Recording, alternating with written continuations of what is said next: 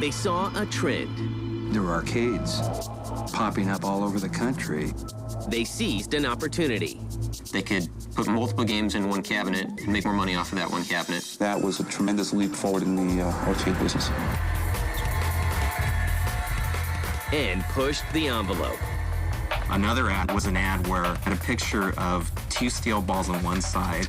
There was text that said, "You need a set of these to play one of these." And that caused a lot of controversy. The Neo Geo was just light years beyond what any other console could do. They took their licks. Odyssey decided to pull the plug on them. They killed SNK 2000. But kept coming back for more. What we have done was to relaunch SNK. This is the story of the life, death, and resurrection of SNK.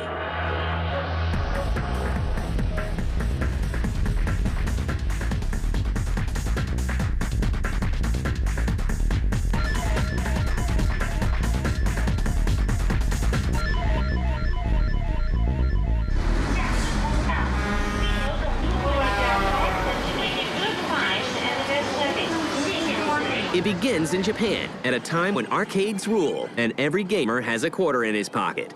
There were arcades popping up all over the country, and in the morning when the arcades would open, there'd be lines of people trying to get in to play Pac-Man or Space Invaders. It was a great time to get involved in this industry.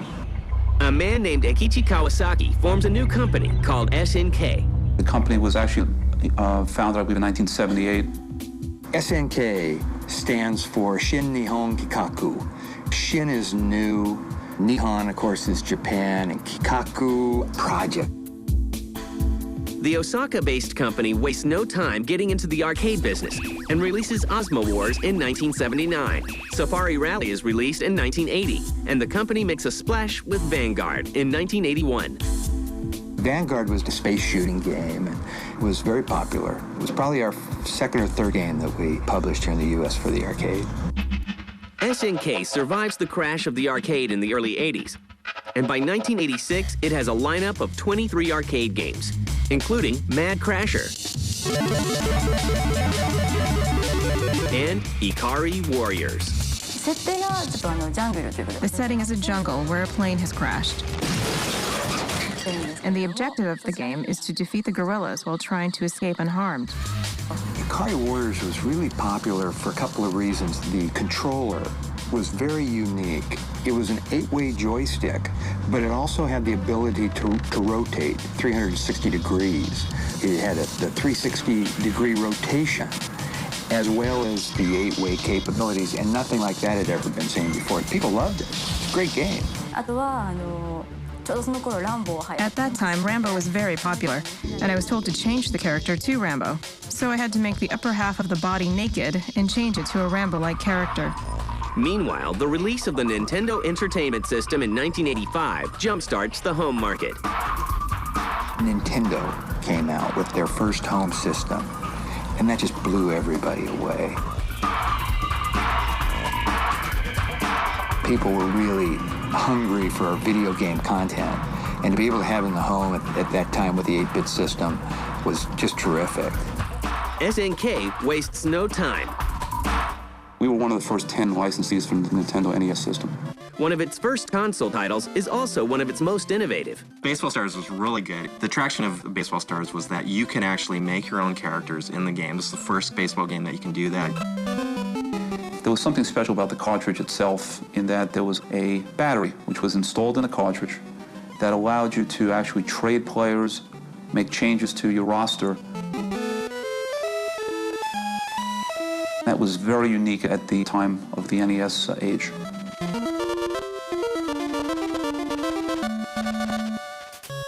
Arcade hits such as Ikari Warriors are also ported to the NES, and to help gamers make it through the game, a secret code is included. Ikari Warriors was a long game. There was a lot of content, a lot of levels to get through. If you were 2/3 of the way through the game, you lost your life. In the Japanese version, you went back to the very beginning.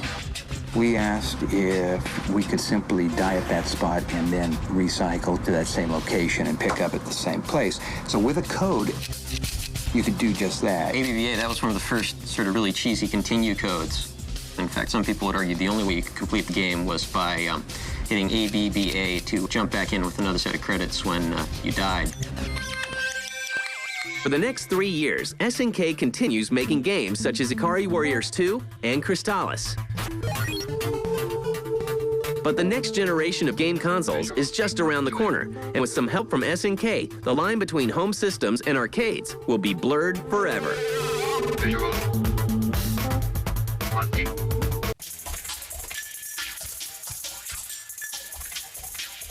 By 1989, SNK is an established game company with a slew of arcade hits and a successful transition to the console market.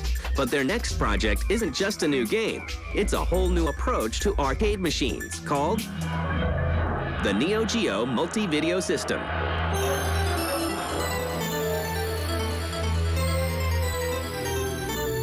The company had a tremendous opportunity when it developed the Neo Geo arcade system, which essentially said on this piece of real estate in an operator's studio, it could have a 2 or 4 multiple game unit making money on one piece of real estate, and that was a tremendous leap forward in the arcade business.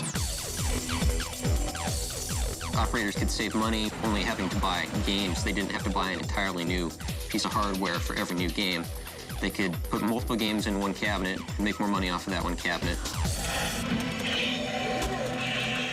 Even as the era of 16-bit console emerges, SNK has something much more powerful in mind. At that time, we had Super Nintendo beginning, we had Sega Genesis who had entered the market. We looked at the total landscape, and we still felt that there might be a place for an exclusive, special item that brought the total arcade experience home. The concept of the Neo Geo was to be able to play the same game software on both the arcade machine and the consumer hardware. In addition, with the changeable memory cards, there was the ability to connect between the arcade game and the consumer game. With the joysticks, we made it very much like the arcade joysticks. It's almost as if you're bringing the arcade home to the family. We made a product that no other manufacturer had. SNK releases the Neo Geo Advanced Entertainment System in 1991. The powerful new console has a price tag of $599, $400 more than current offerings from Nintendo and Sega. The Neo Geo home system was an incredible system. Other companies, Sega, Nintendo, NEC, they had systems that were obviously made for the consumer market.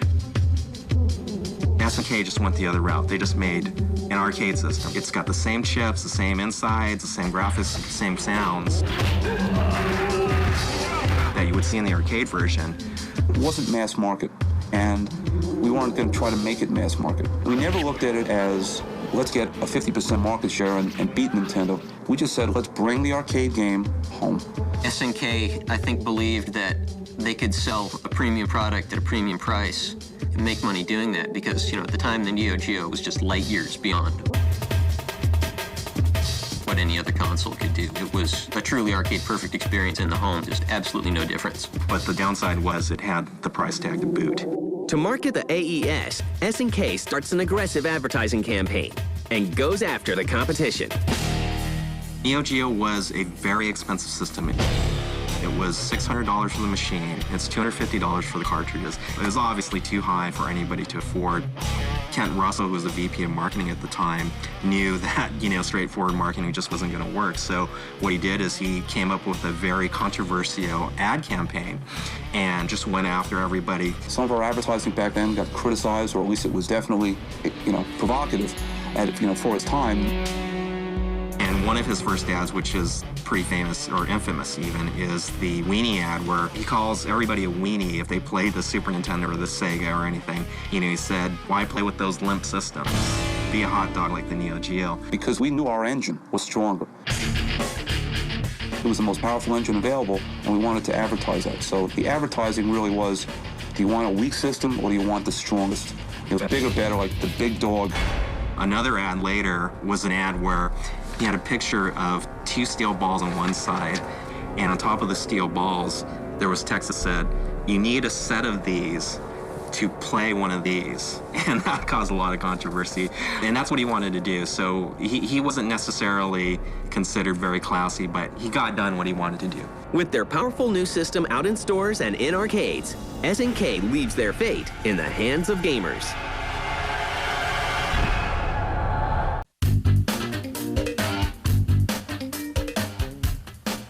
By 1991, SNK's Neo Geo MVS and AES systems are in arcades and video game stores across the world. SNK is banking on the idea of bringing the arcade experience home with its roster of games. The earliest games were a mix of sports and action titles. Baseball Stars was actually quite a cult hit as a baseball game. Then later on, you had a lot of fairly mediocre side-scrolling shooters and action games. Ninja Combat! Cyberlit. Magician Lord, that was a good side-scrolling action platformer. Luckily for SNK, the coin-op business experiences a rebirth, thanks to the success of Capcom's Street Fighter II. Street Fighter II came in the early 90s and defined the 2D fighting genre, and you saw a lot of other publishers and developers sort of hopping on board. SNK became, certainly the most successful company to follow in their footsteps. The first game was Fatal Fury. It was the first kind of one-on-one fighting game that we had for the Neo Geo. It had very good success.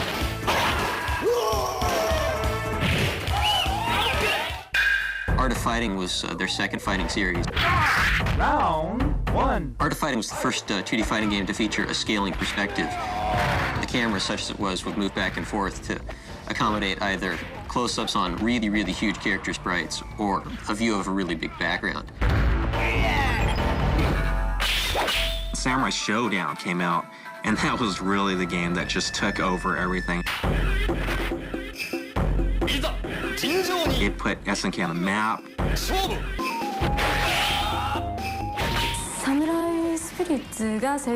One factor contributing to the success of Samurai Shodown was the one-on-one fighting, and the setting was not present day, but it was way back in samurai days.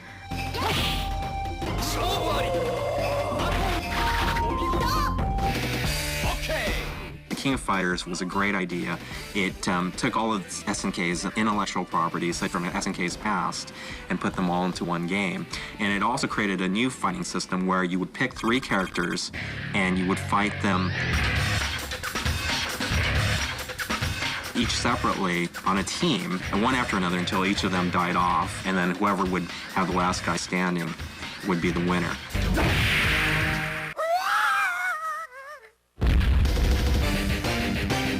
It's no surprise that Capcom, the creator of the Street Fighter series, and SNK become rivals. I would say we were friendly competitors. Capcom is, of course, famous for, if you ever played the Street Fighter Alpha series or the Capcom Versus series, there's a sort of cult favorite character, Dan, Dan Hibiki, the sort of goofy spin-off of Ken and Ryu. He was created as a sort of joke or rib by Capcom on the fact that SNK had, essentially sort of knocked off Street Fighter II to create its first fighting games. We had so many good games coming out that were really trying to take over the throne from Capcom. And the big joke, of course, is that Dan is the absolute weakest, crummiest character in the game. He's totally useless. And the funny thing about Dan is that he created his own sort of cult among Capcom fans who got a kick out of playing the weakest character in the game and, proving that, I'm good enough to beat you even with the lousiest character in this game. While its rivalry with Capcom boils over in arcades, SNK looks to revamp the Neo Geo AES to improve lagging sales. The Neo Geo CD was developed 2 years after the AES system had been brought home. AES system was wonderful, even though it was expensive. The cartridges, which were basically $200 and then $250 costs, it was just restricted. The Neo Geo CD was an attempt to solve the Achilles heel of the Neo Geo, which is the fact that the games cost, $300-odd. The Neo Geo CD was a CD-based version of the Neo Geo AES. The problem with the CD was it was slow. It used a single-speed CD-ROM drive, even slower than the double-speed drives in your PlayStation and Saturn. The games were afflicted with pretty much the worst load times in the history of gaming. Despite promising sales in Japan, where 25,000 units are sold in its first day in stores, the Neo Geo CD is a disaster in the US. The CD was a nobly intentioned abject failure. In 1997, SNK releases the Hyper Neo Geo 64 Advanced Arcade unit, but the system fails. SNK's dwindling profits are now coming solely from arcade games such as Metal Slug and The King of Fighters.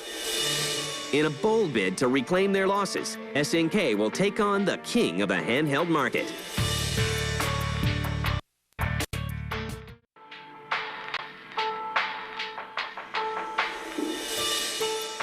It's 1998. SNK is still reeling from poor sales of the Neo Geo AES, the disastrous launch of the Neo Geo CD, and the failure of the Hyper Neo Geo 64. But that doesn't stop them from taking on Nintendo in the handheld market. SNK had a shot. SNK had pretty solid software support for the Neo Geo Pocket Color. They managed to get some pretty good third-party games at the very beginning for the Neo Geo Pocket Color. My plan for the company was to get a 10% market share at our peak. Now, admit the numbers may seem small, but we got to be 2% of the market. The system fails. In Japan, only 10,000 units are sold. In the end, the Game Boy just proved insurmountable. At the same time, the arcade business takes a hit. There was a steady decline in arcades worldwide throughout the 90s, simply because of the popularity of console gaming. By 1999, SNK is in the red. The company is eventually sold to a Japanese pachinko company named Aruze. 1 year later, SNK is a shadow of its former self. The few titles it develops are rushed and unpolished. SNK, under their stewardship, puttered around with its later arcade games. But not all the news is bad. Round one. That same year, Capcom vs. SNK is released. SNK versus Capcom. Well, with SNK's characters versus Capcom's characters, up to now, Capcom had Street Fighter, and we had King of Fighters. We took these both to make a 2D fighting game. What kind of fighting game could two rival companies make together? It was like a dream match come true. Unfortunately, the majority of the profits for the game go to Capcom. Eventually, Aruze puts SNK into bankruptcy. Odyssey decided to pull the plug on them. They killed SNK in 2000. By October 22, 2001, SNK no longer exists. But the company doesn't stay down for long. Our chairman from day one, Mr. Kawasaki, it's really his company. When he had the opportunity to get out, he opened Playmore. Now, he couldn't use the SNK name, so the company he created was Playmore. Unfortunately, the former SNK went into bankruptcy in October 2001. But we were lucky that SNK Playmore could obtain the IPs for the original SNK properties. So today, here we are. They purchased the IP properties of the former SNK. So what they did about 2 years later was to rename the company SNK Playmore. So essentially, they created a new SNK. And its legendary family of games lives on.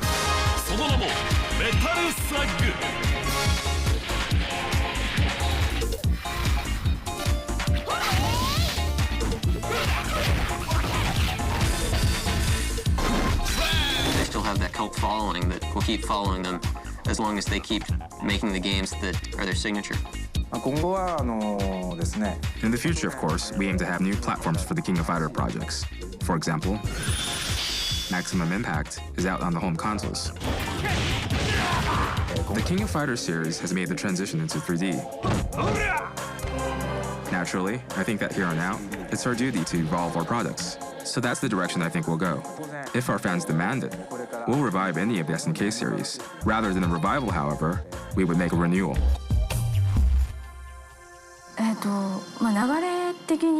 We wanted to see how King of Fighters would look in 3D, and that was the start of it.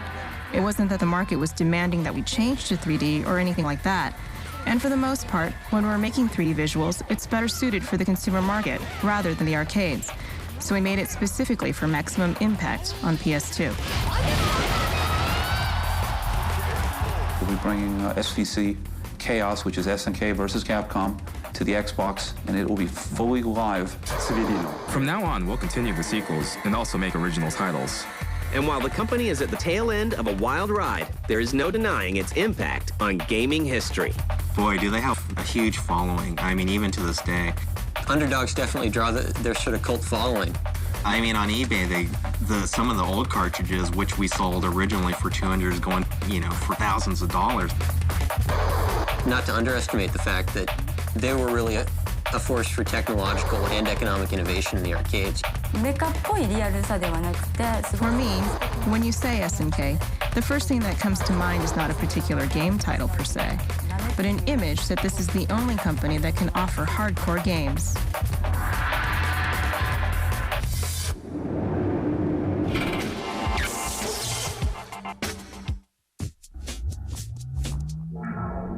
The hottest gear.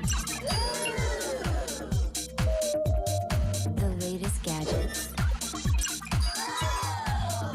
All the things you need.